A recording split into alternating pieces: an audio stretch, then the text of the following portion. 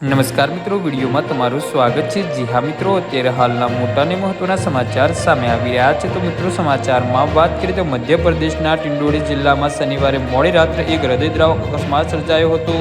જબ્બલપુર અમરકટક national highway પર તિરાકાલાબ ગામ પાસે એક બેકાબુ ટ્રકે રસ્તાના કિનારે ઉભેલા લોકોને અડફેટે લેતા 6 લોકોના ઘટના સ્થળે જ કમકમાટી ભર્યા મોત નીપજ્યા છે, જ્યારે એક વ્યક્તિની હાલત ગંભીર છે। તો મળતી માહિતી મુજબ આ અકસ્માત રાત્રે આશરે 12:30 વાગ્યા અને 1 વાગ્યાની વચ્ચે થયો હતો।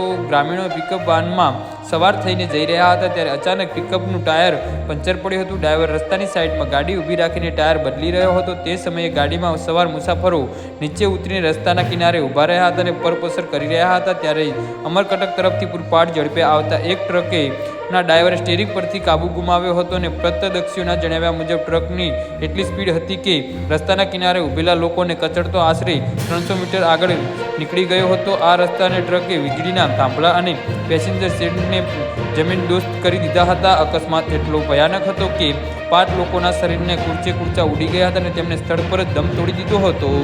જી હા મિત્રો, તો આના વિશે તમારું શું કહેવું છે તો નીચે અમારી કમેન્ટ બોક્સમાં જરૂરથી જણાવજો અને અમારી યુટ્યુબ ચેનલને સબસ્ક્રાઈબ કરવાની ભૂલતા નહીં। ધન્યવાદ।